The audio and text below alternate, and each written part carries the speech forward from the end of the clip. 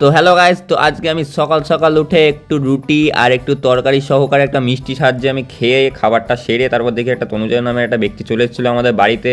খাওয়া দাওয়ার পর আমি বেরিয়ে যাই একটু বিট্টুদার বাড়ির উদ্দেশ্যে, কারণ বিট্টুদার বাড়ি যেতে হবে, আজকে অনেক দরকার ছিল।